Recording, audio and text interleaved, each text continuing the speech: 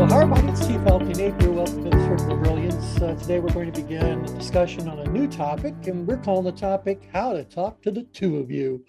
Well, as you'll find out as we work our way through this, the two of you are actually going to end up being two categories of you.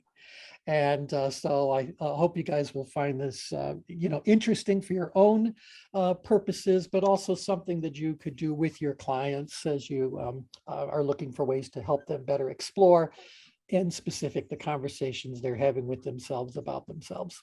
And so with that, let's go ahead and jump into this. You guys all know what a composite change grid looks like. You certainly know by now that when you're looking at a change grid, you are looking at multiple transparent layers, and each layer represents a different family of historical psychometric instruments, and we overlay those on the change grid. And so the layer that's got all these little slanted lines, that's one thing, and you got the circles, that's another thing. So when we're reading a change grid, we're actually reading through this stack of these somewhat transparent layers of the change grid. Obviously, we have separate slides for each one of those layers, but today you're all being put into what I'm going to consider to be a gifted students program. And I'm going to show you another layer of the change grid that we never use for reading purposes, but there is a time and a place where it's actually come into play. But you need something to work with, and so that question is going to be this. I'd like you guys right now to answer these two questions. On a scale of 0 to 12, with 0 being low and 12 being high, how do you rate your ability to live the life you want most? So again, on a scale of 0 to 12, with 0 being low and 12 being high, how do you rate your ability to live the life you want most? And write that number down, you're going to need it. So how do you rate your ability to live the life you want most? Okay, got a number? Yep. So the second question I want you to answer is, on a scale of 0 to 12, with 0 being low and 12 being high, how challenging do you find it to live the life you want most? So the higher the number, the more challenging it is. The lower the number, the easier it is. So how do you rate your level of challenge or difficulty when it comes to living the life you want most? And write that number down, so you end up with a coordinate pair. So far, so good? Mm-hmm. That's good. Yeah, silence is agreement, and agreement is agreement, so that's all good. So those of you that are still muted, if you want to ask a question where, that's great. Okay, now, the interesting thing about that activity is that all of us that use a change grid could certainly easily see ourselves putting a question like that on someone's change grid. And you just ask them, okay, well, how do you rate your ability to live the life you want most? How challenging is it? And then we'd go into our usual change grid reading, and we'd tell them where they are on the change grid and what it all means.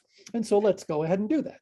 Now, those of you that aren't fully fluent in the change grid, notice there are these two axes. So down here, we've got perceived ability. For perceived ability, you chose a number. I want you to just kind of look at the scale and see where the number is in the rating you gave yourself. All right. And then the second thing I want you to do is to look at the little upper axis here, which is labeled perceived challenge. And there again, you got a scale from 0 to 12. Find the number you gave for your perceived challenge, and then figure out where those two lines intersect on the change grid. So for example, who wants to give me their coordinates? A lot of you are unmuted. Somebody give me your coordinates. 9 and 6. 9 for ability and 6 for challenge. So here's 9 on ability, count up 6 little spots. Right there is where 9 and 6 would overlay.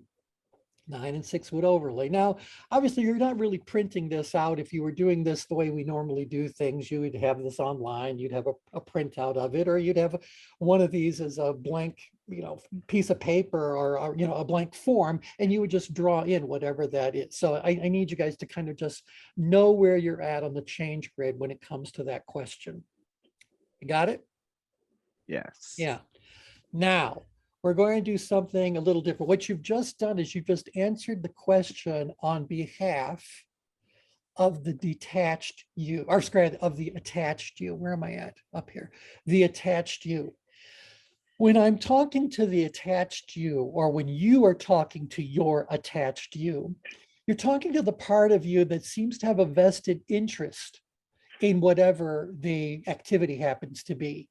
And so oftentimes when people are answering a question on a change grid, they kind of overrate their ability or underrate the challenge, or overrate the challenge and overrate the ability. They kind of modify their answers based on how attached they are to that activity. So if they really, really think it would be great, they may have a tendency to do what? This is a gifted students question for you guys. Do you think people who really, really want something, do you think they have a greater or a lesser likelihood of distorting their ability to do it? How do you think they'd rate their ability?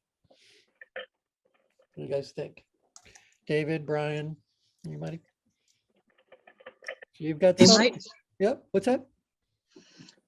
I would imagine they might overestimate their ability and underestimate the challenge. Exactly. Overestimate their ability, underestimate the challenge, because if they want it so much and it's so important to them or whatever, and they already have a good positive sense of self, they've got all that, they might very well go, well, of course I can do it. It's not going to be that difficult. It's going to be wherever they are on the change grid as far as they're attached to it.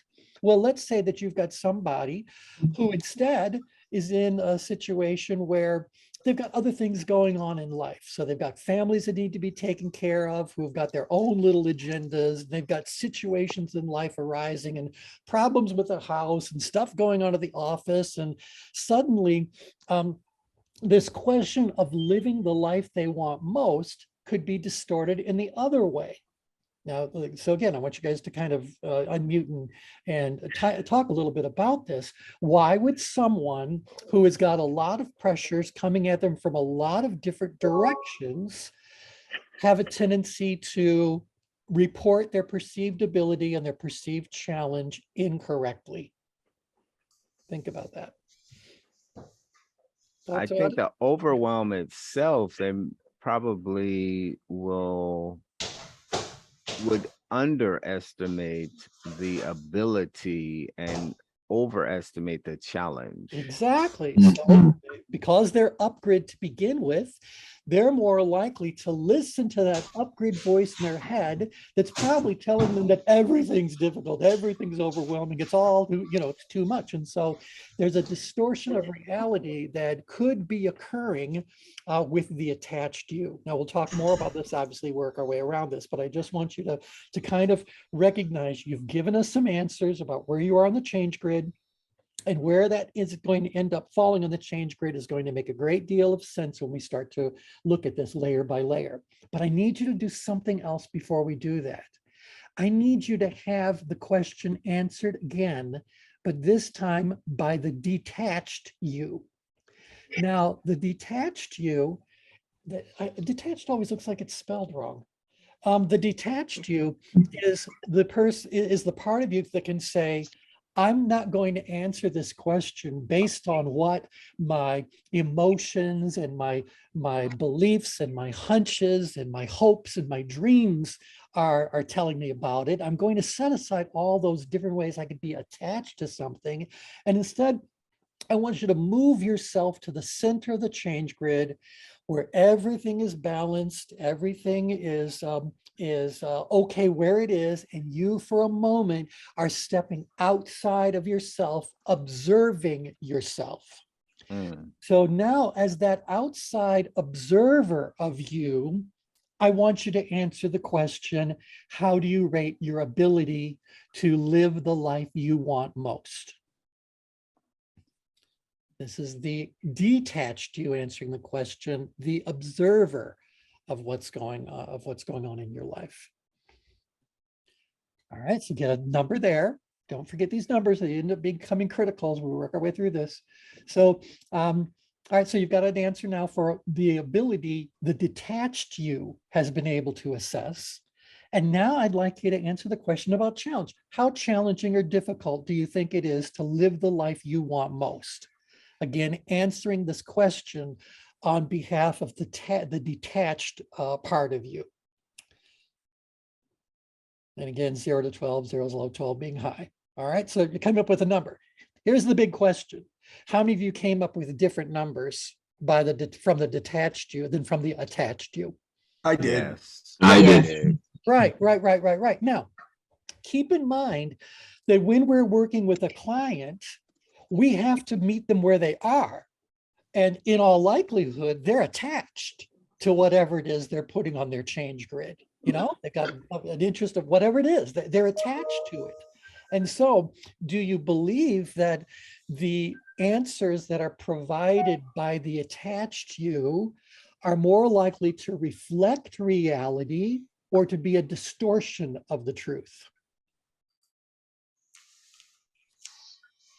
I want to say it's a distortion. A distortion. And when you put on the attached you, is the attached you more likely to be accurate in its assessment and reporting? What do you think? Right? No, I think it's less accurate. Yeah, right. And so here's the bottom line point of all this. When we're working with a client, we meet them where they are. They're attached. We're going to ask them the questions to rate their ability, rate the challenge, and then we're going to tell them what that means, where that is in the change grid. And then we're going to help them figure out a healthier place to be and how to move themselves from one place to another. But when you are learning how to use this technique for yourself, what you should really do before you answer anything on a change grid is move yourself to the center and answer on behalf of the detached you. Why would I say that? Why do you think that when you're using this for yourself, you want to become very comfortable with having these conversations with the detached you instead of the attached you? There's more of a chance of leading the witness if we're doing it from the attached you, because we know where we're going and what we're trying to accomplish with the question. Right.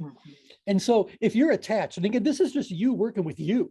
If you are attached to a situation, you already know that that attachment has a strong likelihood of distorting reality.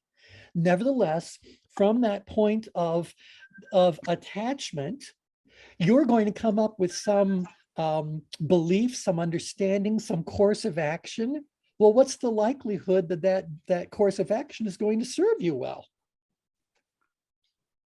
If it's coming from the attached you. You guys kind of, I know this is not something we very much talk about. You're in about the most advanced level of conversations we can have about tension management, but can you guys relate to this idea that if everyone just operates out of where they are and never take a moment to get centered, to figure out what's really going on, how effective are the changes they're trying to make? How worthwhile, how beneficial might the actions they decide to take really turn out to be? Yeah, this is interesting because I was just reading Dan Sullivan's new book, The Gap and the Gain. And he talks about, he's serviced entrepreneurs for the last 35 years or so. But he talked about when you make decisions from the gap, you're going to, you tend to measure yourself based on ideas, other people, events, that kind of thing. And it tends to be externally reference point in terms of the, how you're making decisions.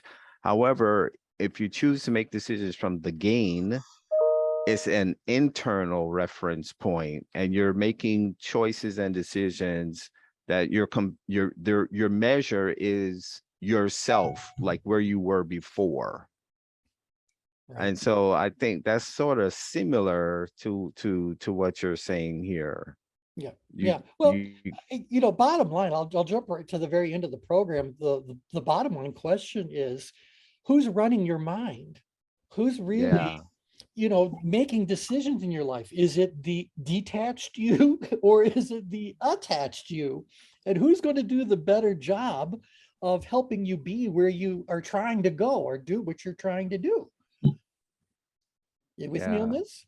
Yes. Now we can take this to an even more advanced level. If I said to you, well, what if someone out there understood that the more they can get you to attach to some belief, feeling, thought, action, the more likely you are to do that instead of critically look at what you're doing and do the right thing for you. Me on this? Modern So, society. yeah, well, and that's the whole thing. So, this particular exercise is just about you becoming better at talking to the two of you. And so again, the two of you are this attached self and this detached self. Now, I don't mind throwing out this little complication. You know that little voice of attachment that we're referring to right now? Do you think it's one voice or do you think it's a whole crowd of people? Whole crowd. Right. Yeah, And so it's a every whole place in the committee. change grid has got its own voice. And they're all, yeah, you got the upgrade voice inside your head going like, oh, don't do that, whatever. And the upgrade voice go, we can do anything. And the downgrade voice kind of go like, nothing needs to be done. So you got all these voices that are going on at once. And those voices, pardon me, those voices may or may not be serving you well. So this is really an exercise in becoming aware of that. Okay, so let's kind of look for a moment at what those results really are. So if one of you would like to volunteer, I would like to know where your attached self answered and where your detached self answered. Who wants to step up? Get in the fishbowl. Sure, I'll toss it out there. So my attached you was 9/11. 9/11. Okay, right up here. Yep. The detached me was actually 10/8. 10 and 8. So that's down here. Okay. Yeah. 9, 11, and 10 and 8. All right. So what you guys should be able to do, and what this is really a test of, is your ability to tell me the difference between those two locations and what you might want to do as a result of that. And so we've got all these different layers, and we can actually go through and look at a situation layer by layer. In fact, this is part of the exercise we're going to be doing. And then I'm going to ask you to look at an additional layer that we don't often speak about, but it's going to be there anyway. So Shannon, we're going to stick with you. And again, all you guys, you're welcome to throw out your coordinates as well. And as we do this, we talk about it, we'll do our best to include an understanding specifically for your plotting. But here we are. She's currently at 9 and 11. All right, now this is a question for all of you. What can you tell me about location 9 and 11? Anything at all? What do you know about bordering the outgrid danger zone? You are bordering the outgrid danger zone. Okay, what else? What else can you tell me about that particular location? Taking action. Taking action, because if we look at the engagement ring, she is right out there at execution. All right, what else? What else can you tell me about that location? Really busy.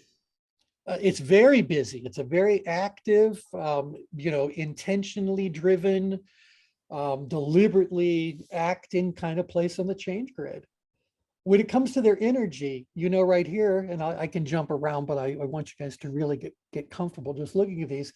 She's sitting on the border between an expressive driver and a driven driver.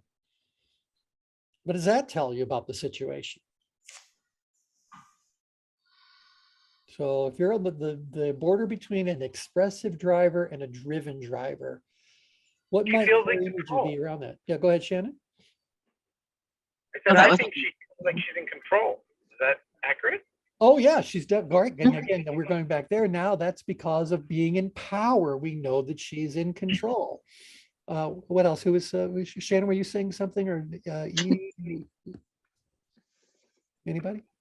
Probably feels pretty good about where they are. Feels pretty good about where they are. All right, now the second. So when you're moving that far outgrid too, isn't the activities you're doing is quite pronounced, right? It's very I don't know the term I want to use. Pronounced sounds right. Like it's very vivid to you. Yep. Yeah, the layer you're talking about, let's go over here. The layer you're talking about would be the intensity. Right, right, layer. right. And so There this you is go. right there. She is on in the 7th degree intensity. You don't get much more intense than that. All right. All right. Now we're going to, and again, we can jump through all these layers, and this is ultimately the skill I want you to be able to have is to comfortably go, share information on a particular layer when you're there. So again, I'm sorry, she was at 9 and 11. No, 9 and 11 is on the border between expressive driver and driven driver.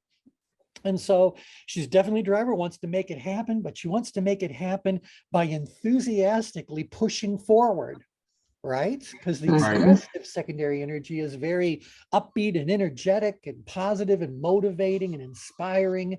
But she's on that border. There's a bigger dose of driver going on. So she's making it happen, push it, make it happen. Yeah, we're going to have a good time, but we're going to make it happen.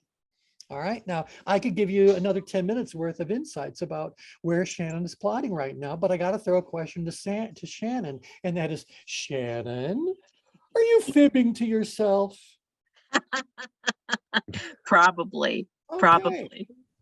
Because, and we can look at that now and go, well, what was your detached thing? You said Yeah. 10 and 8. And I think it's important to keep in mind that I am a 7 on the Enneagram, so I'm naturally going to err on the side of expressive. Right. Well, yeah.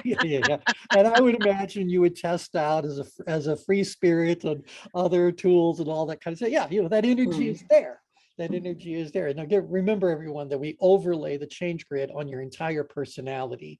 And we can also use a personality map to better understand what's going on in different locations on the change grid. So anyway, I could give you another 10 minutes worth of insights about where you are. But you said that the detached you said, well, no, in truth, I'm a 10. And the challenge is about an 8. All right. So what do you guys make of that location? If she's 10 and 8, she's right here in our hallmark place of the analytical driver. What can you tell me about that particular location on the change grid? Anything at all? What can you tell me about Still good driver energy. Still good driver energy. Still engaged. Still engaged. Yep. She's in the engagement ring. Yeah. Yep. Probably factoring in other elements to her decision, his or her decision-making process that have more to do with the people aspects. All right, because she shifted a bit in grid, relatively speaking. So she's going to have a bit of a stronger appreciation for the fact that other people might very well be involved. And you also said about information. She's down grid. She's got more actual facts, more real, content, and her thinking around it. What else can you tell me? Anybody? All right. Okay. So far, so good. All right. So how would you work with Shannon knowing that she's got this gap between the location that her attached self provided and the location that her detached self provided? Anybody? Well, I would probably want to talk to her a little bit about those people issues. What came to mind, what occurred to her, him, and what brought that up. Yep. Okay. Very good. What else might you guys want to explore with her? All right. I'll be interested in knowing, like, what is the gap, because it seemed like the move down grid and that analytical driver, I would call that like the space of I looked at the difference between what's called fluid intelligence and crystallized intelligence, right? Fluid intelligence is very fast-paced, is abstract. You can pick up on details quite easily and learn easily. So that's like outgrid. But when you're doing crystallized intelligence, which comes second half of your life, is what the research shows, you're putting the pieces together. So you're really working with those connecting the dots kind of things. And so from that perspective, I'll be interested in, okay, what is the perspective of the gap? Was Shannon's perspective of the gap, and then look at how those dots are associated to connect the dots. Very good. Very good. All right.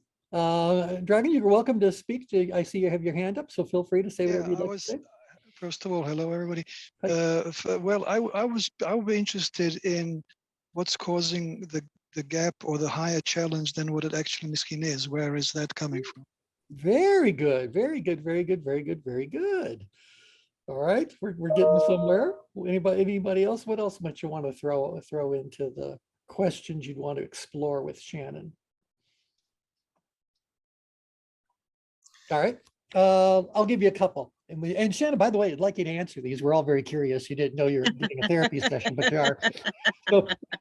So Shannon, so obviously you're considering your ability to be quite strong indeed to do this. And the challenge is a moderate stretch for you. You gave yourself an 8, the challenge for that. But your attached self thinks it's an 11-1. How does having that higher level of tension, do you think, serve you? Is that necessary? Do you need to have that, or you're not going to do those things that help you live the life you want most? What's that heightened energy all about?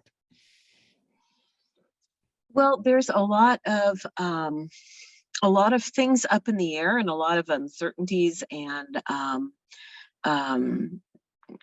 just things shifting quite a bit in life right now. And so I think that just naturally automatically makes the challenge at a higher tension level, Right. because there's just so much going on and there's just so much that, we don't know for sure about. So I think that's probably a part of it. And to answer the subset question of does the tension need to be higher? I think that for me, especially where I am right now, excuse me,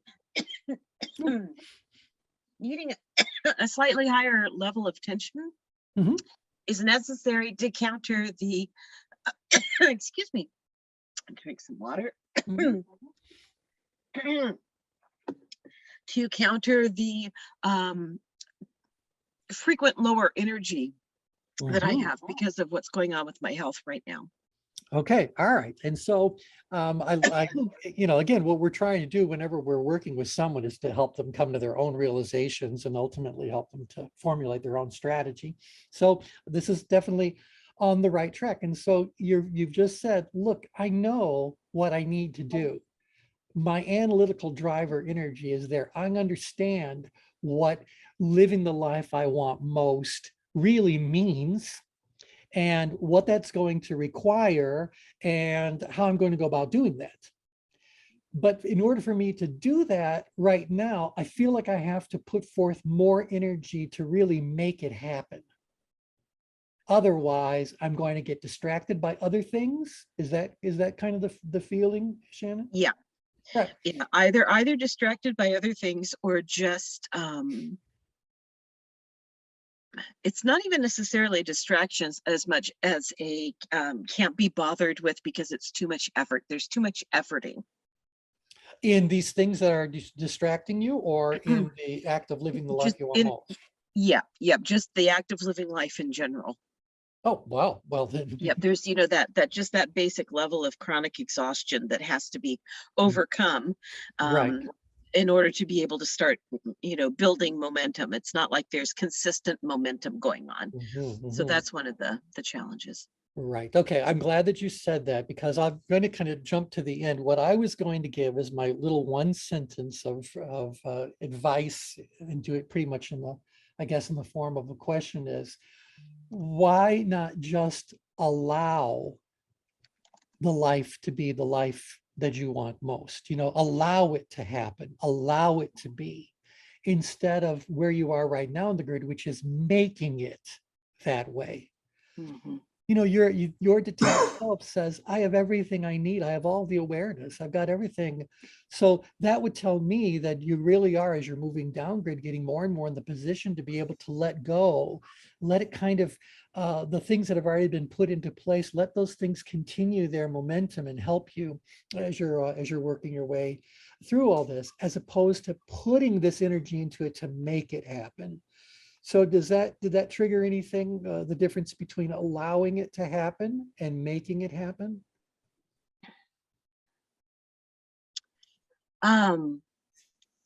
A little bit, yeah. What came up was there was an internal reaction of Um, Well, that's fine. and again, keeping in mind, I'm coming out of 3.5 years of dormancy as I've been dealing with the after effects of the brain injury from the car accident. And so it's like, Yep. I've been being in this enforced state of allowing and waiting and, passivity and dormancy. And so of course, my 7 on the Enneagram is all about let's get out there and do stuff. Right. So there was a bit of an emotional charge around the word allow. Although right, so- the detached part of me, or the wiser part of me, says, well, allow and trust are in the same neighborhood, so that's a good thing. Yeah. Right. And again, your gap is not all that significant. I've often saw people whose attached self were way up in stress and their detached self was down in power apathy. So talk about having two voices that are giving you very different messages. That's what this is really all about. So the detached you is saying, I have everything that I need. I have it figured out. It's all in place.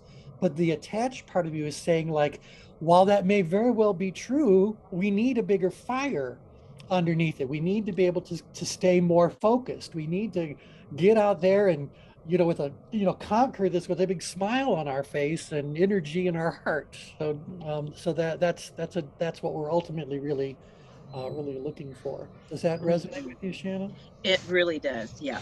Yeah. So again, as David pointed out, you're still in power.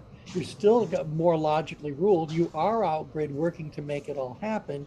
And so that plotting doesn't, to me, feel like it's something that's a problem as much as it's something that might be interesting to really understand what that dynamic is all about. All right. So let's do another one, just in the hopes that people are playing elsewhere in the change grid. So anyone have a bigger gap between your attached self and your detached self? Mine was not bigger, but I did note that it went backwards, and that word allowing that you just spoke of with Shannon kind of triggered me as well. So I was 9 and 6. 9 and 6. then- Here you are for your attached self and your detached self. I went backwards in 7 and 9. 7 and 9. Oh, okay. So think about that. The detached self is saying that he is, what can you tell me about this location? So he's still in what level of tension? We'll work our way through this. He's still at what level of tension? So again, we're looking at, you said, what again?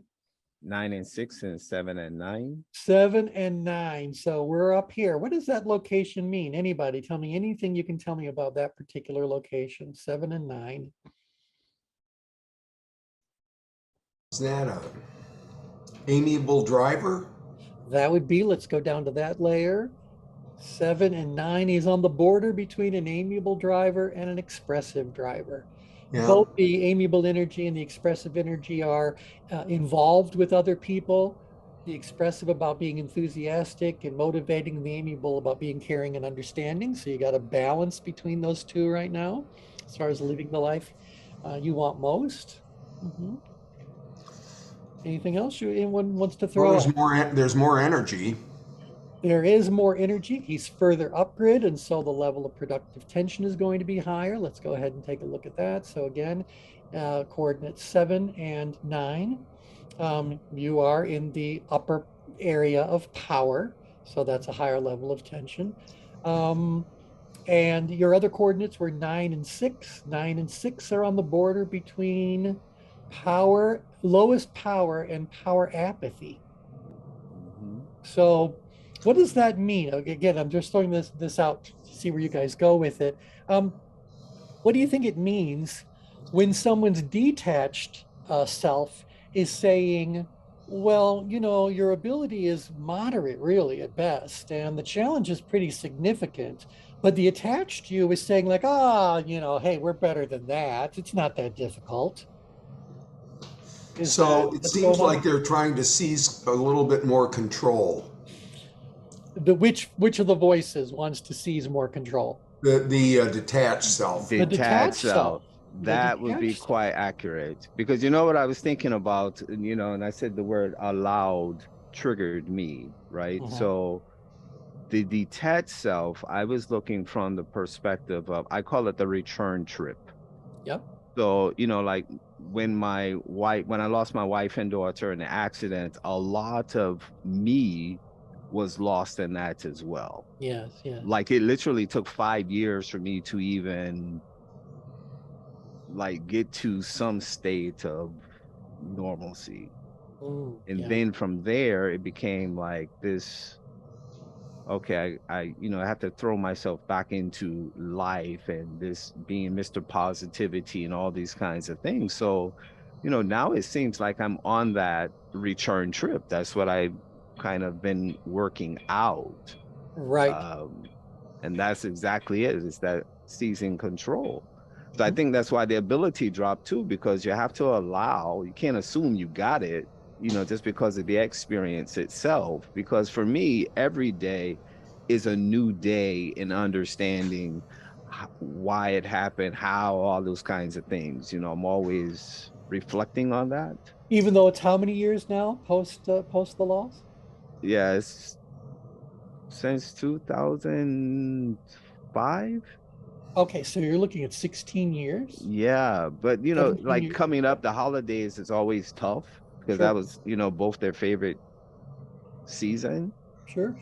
So it just triggers things. And I don't even ask. That's why I will go to Bali every year to just kind of recenter and bring in a new year. So I didn't Mhm. have to, you know, Right, try to think about it. I would right, try right, right, to right. recenter and have to go through that process because I never did any therapy or any of that. I just literally checked out for 5 years. Yep, yep, yep, yep.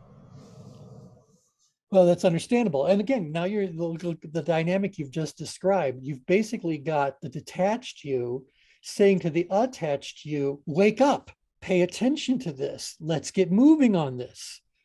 Does that feel right? Yes. Yeah. And so the detached you, which again, as we've just said, is the one that sees things more accurately. Hopefully, it sees things more accurately. It certainly should. It still has a feeling about the whole situation because Yeah. you remember when I asked you guys to do the exercise, what we were actually doing is moving you to the exact center of the change grid. I kept talking about detach yourself. You're an observer of what's really going on. As an observer, how would you answer that? So you're coming from a place of total balance when you answer the questions about the detached you. So our thought is that the detached you sees the truth more accurately, whatever parts of the truth can be seen. It's going to see that information. It's going to process that information in an unbiased way to whatever degree that's possible. And it's going to basically ultimately point you in whatever direction needs to be. Well, the detached you sees the real situation, but it also knows what the attached you is thinking and feeling. It Mm-hmm. knows I'm going to use this word, but it may be more drastic than it is. The detached you knows when the attached you is lying to yourself. Yeah. Right. When Yep. you are distorting reality. Are you doing it consciously, subconsciously? Don't know, but I know that the attached you is less likely to see things accurately than the detached you is likely to see them. Yes. All right. Thoughts about that? I would agree. All right, so I got to throw this question out. You guys can chat and answer. Is this subject too much or are you guys going like, no, we're the gifted students. We can certainly find I our think it's great. Personally, I think Kathy said on 2 calls ago, she presented an idea how we're losing the ability to reflect. yes. And I think this kind of thing is quite important because, I'm looking at, again, all these public health studies about mental health crises and people not taking it serious. And we have all this stuff going on around us. One doesn't need to be a physician, rocket scientist at all to figure out if you have more stimulus coming at you than your capacity to keep up, you're going to feel out of sorts. And I Yeah, think there's a right. lot of that going on. There's a lot of that going on. And, as we talk about how people can apply this to specific things in their life, can you imagine that, let's say you're someone who's got a certain passion, vision, mission that you're working on, a cause that you want to support and you really want to go into, well, you can imagine that the attached you is going to view things in a very different way than perhaps the detached you would, right? Because if you're passionate about it, what is that telling about your level of energy? I think you're talking about me. What? Why would I talk about my own wife? Because you know where I am on the change grid about life. There you go. There you go. So this is the whole thing. When you're really attached to something, there is a strong likelihood that a distortion of reality is accompanying that.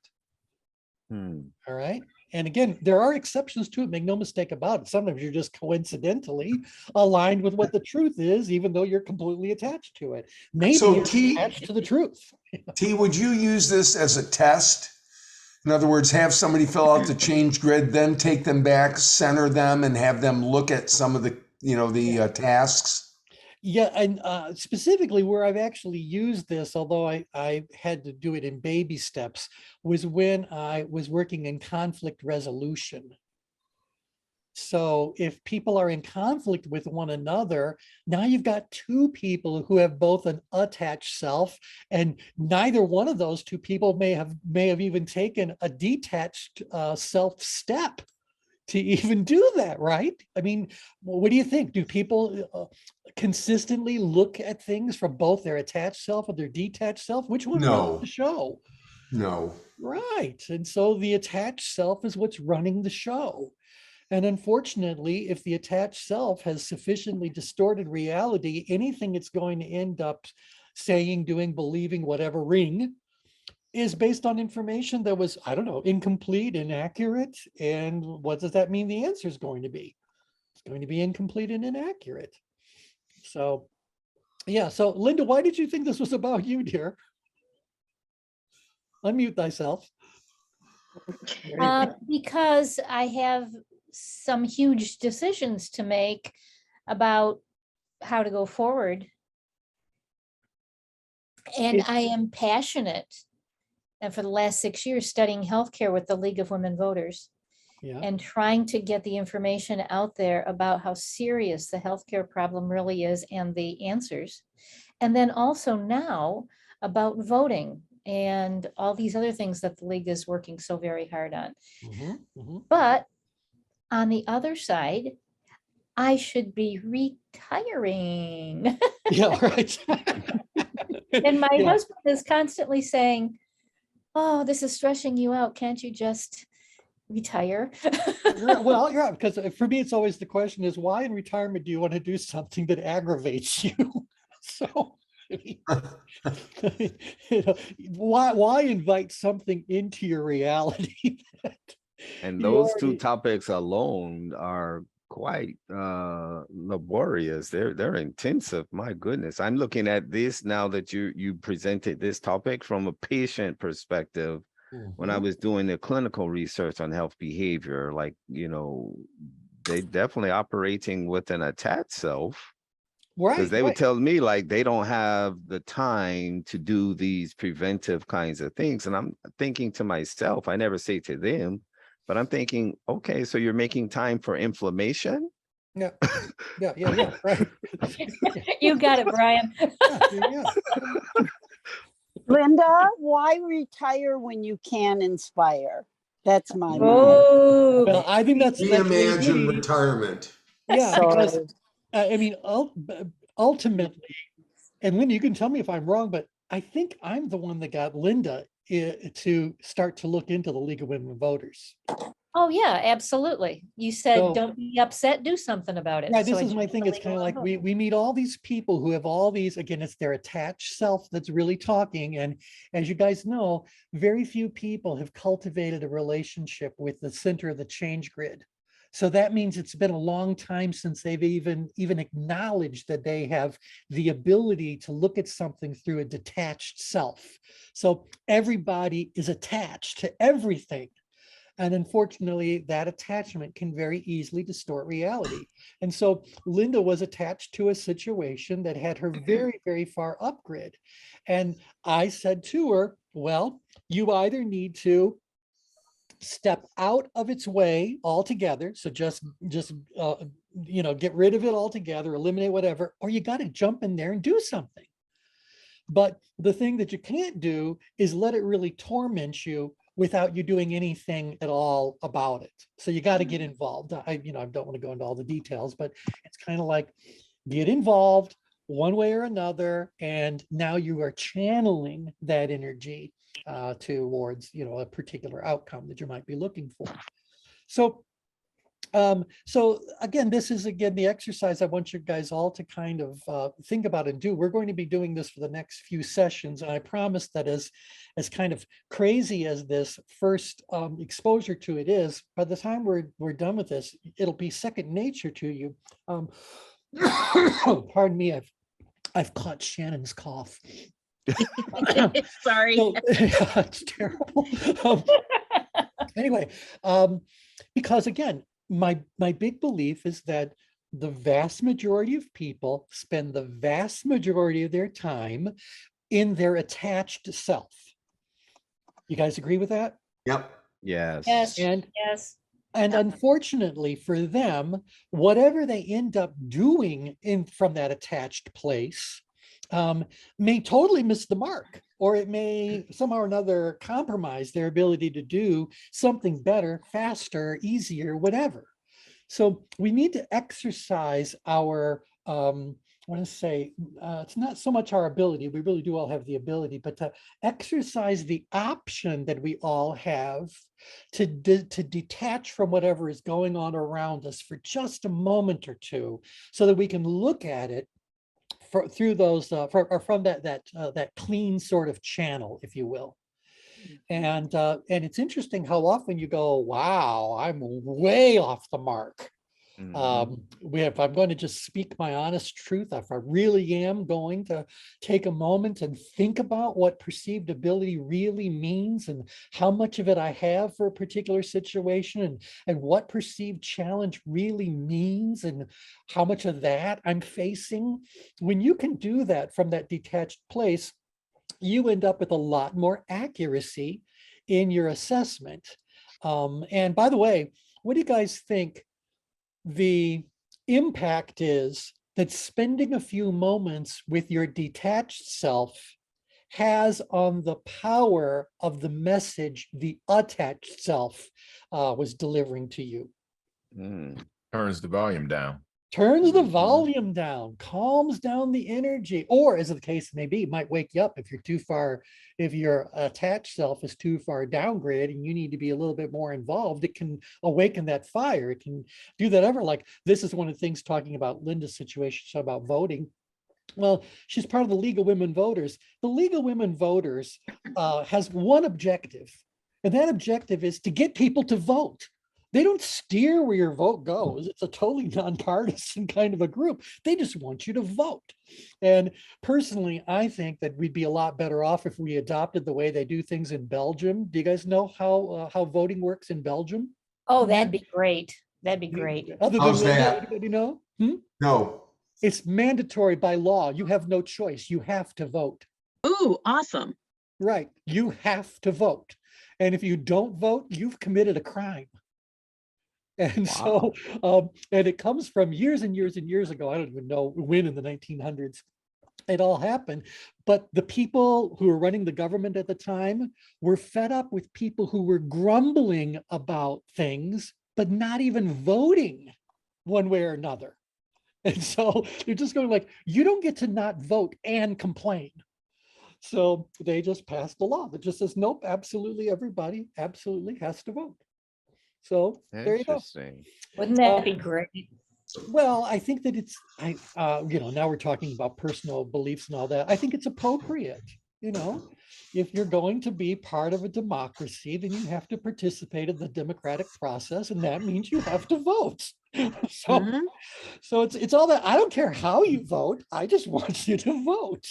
So, There you go. So what's your take about this idea of passion? It seems to be attached to attachments, right? And I'm thinking of Cal Newport's book. He's a local professor here at Georgetown. He wrote a book some time ago, So Good That They Can't Ignore You.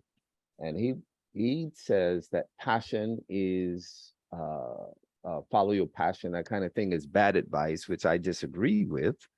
He said the idea should be more about the craftsmanship and your capacity to actually contribute at a high level.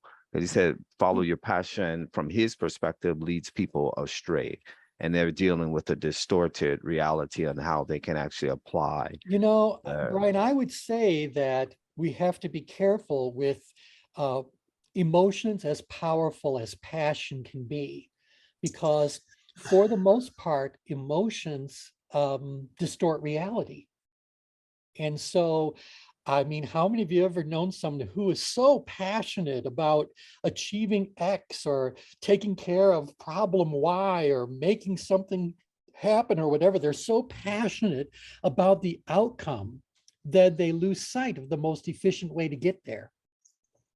Elon Musk. They don't notice, right, there you go. They don't notice all the collateral damage that's being done because their passion is overwhelming people, is overwhelming. So passion is a good thing, but like most good things, at a certain point in time, it can become problematic. Right. But is that the passion or is that their capacity to harness it appropriately? I don't really know. I don't know what that, I mean, I would suggest to you that the more passionate they are, the less able they are to manage it appropriately. Gotcha. Yeah. Because think about that, passion is, okay, well, let me find a layer of the change grid. Sooner or later, you're going to have all these. Let's do passion, distorting reality. Yeah. So what do you think about that, Edie? Passion distorting reality. I'm not sure I can agree completely with that. Okay, good. Go, tell us about that. Does passion at a certain point distort reality?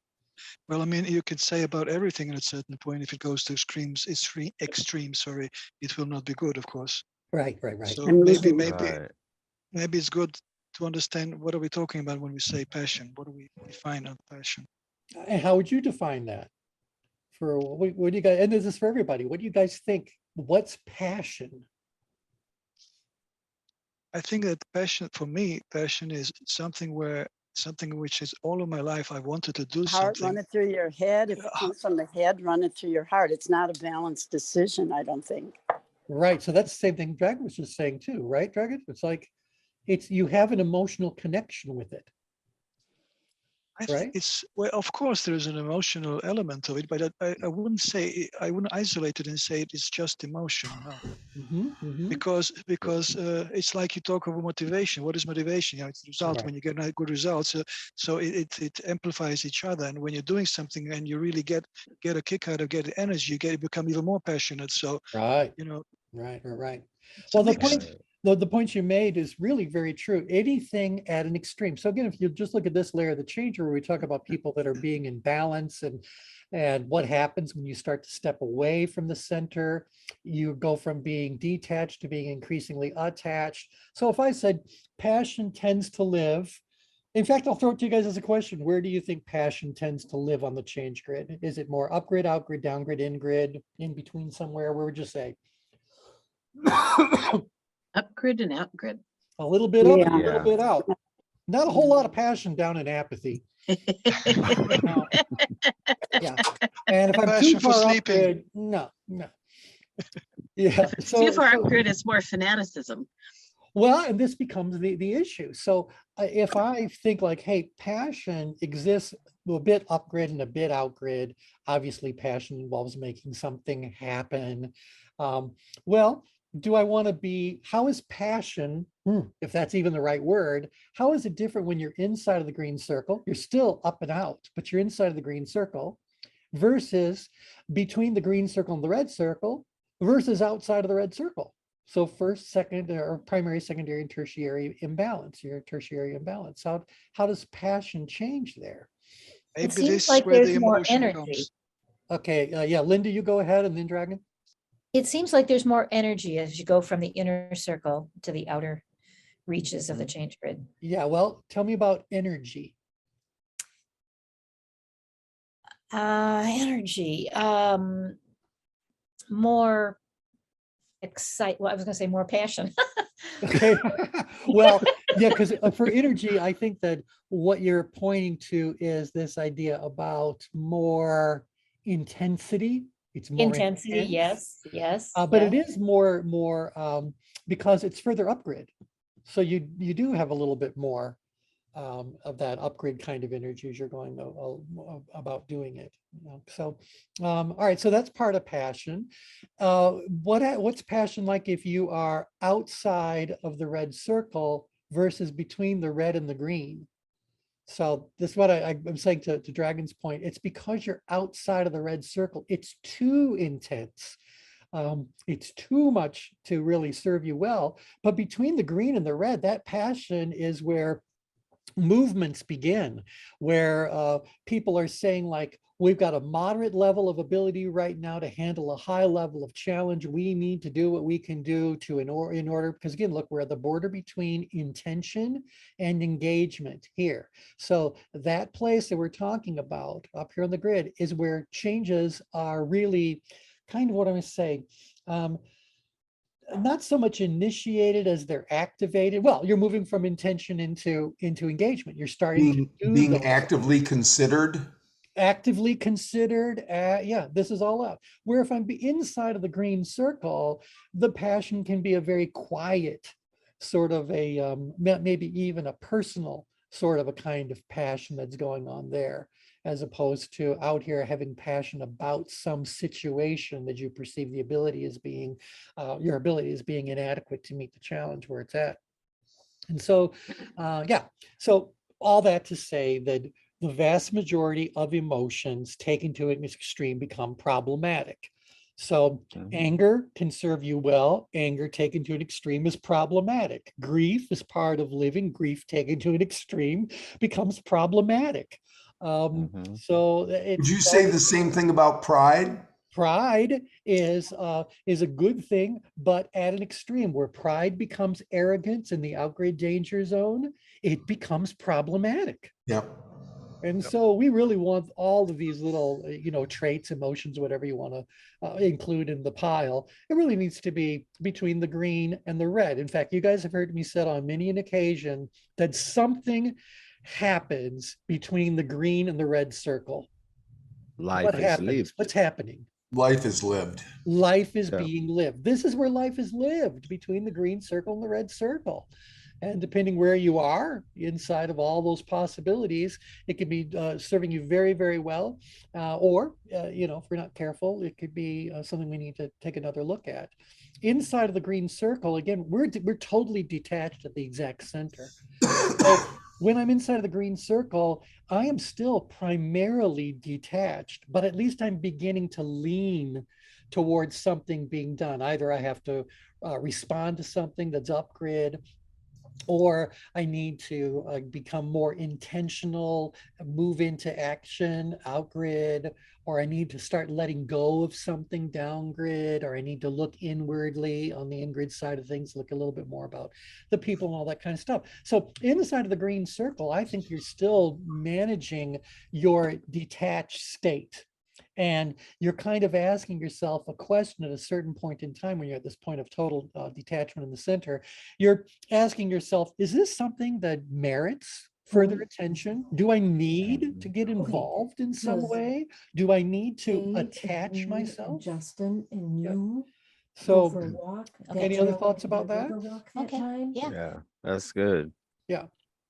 May I share a thought? Please do. All the time I'm thinking about, first of all, allow the life to be instead of making it. Yeah. Yep.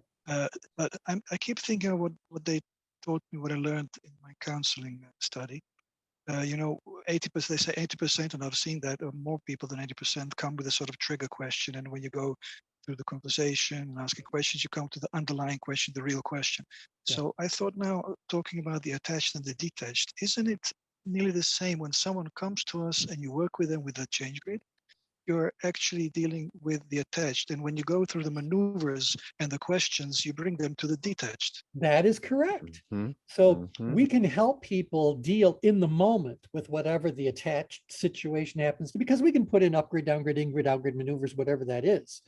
But if ultimately our job as human development professionals is to help that person become better at making the best quality decisions they can in their own life, do it for themselves without the need of an outsider doing it, what Dragon has just described is correct. We have to help them become better at being detached and using that as a resource. That's good. But it's just been so long. I think so many people have spent so much time away from the center of the change grid, they forget that it even exists and why it's there. But it is detached. We all have many blind spots. We have many blind spots.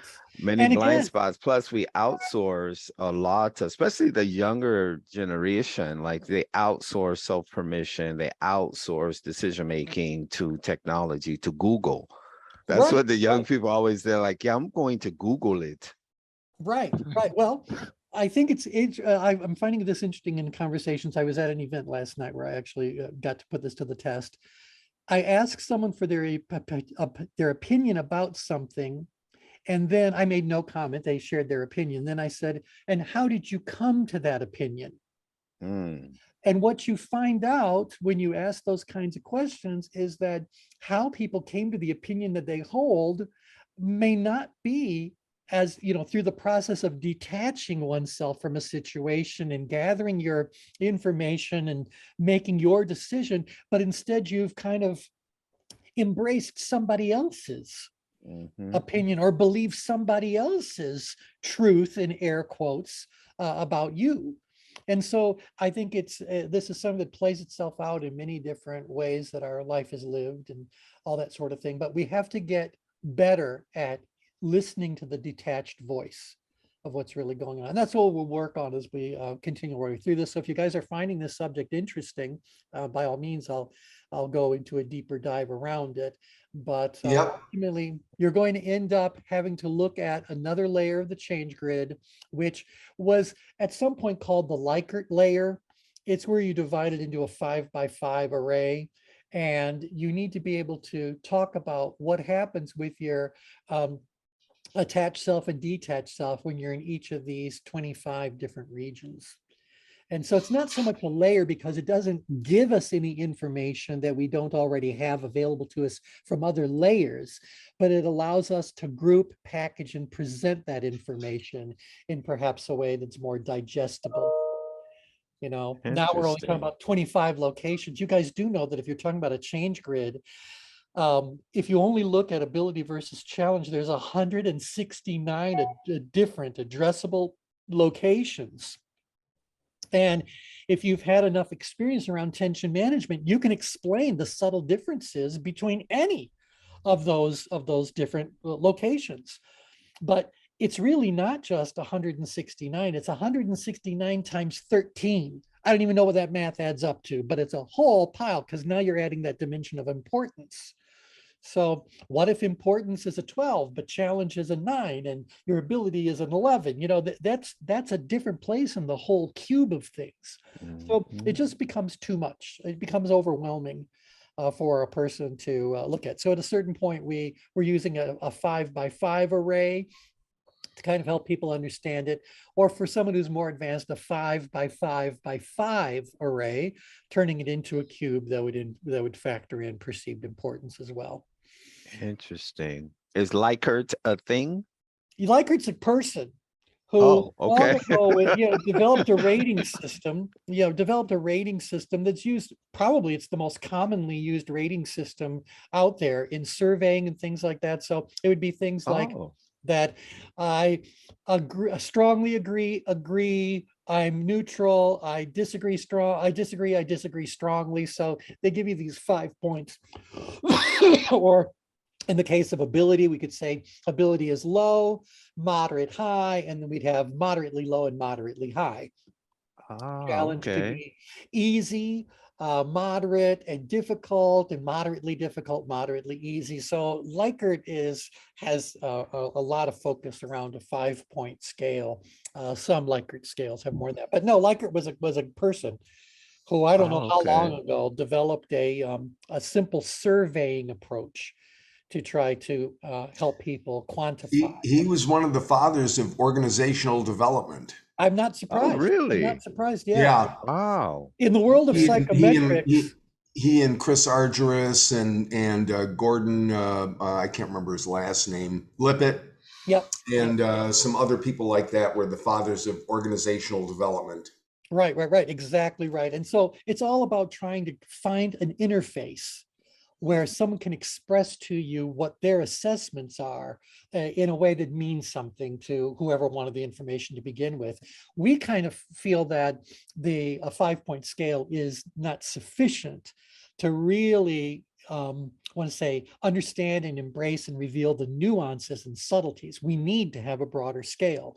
And that's why, as we merged all these different models of human behavior into one, we found out that a 13-point scale, which gives us 12 different, if you want to say little squares, 12 by 12 kind of an array, that helped us to integrate all these different layers very, very well.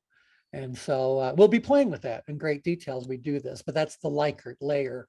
And so, yeah, it's a different way of getting to an understanding. And both Shannon and I will see if we can fix the frog in our throat before we meet again. All right. Back to masks. Yeah, I don't know. Drink more water.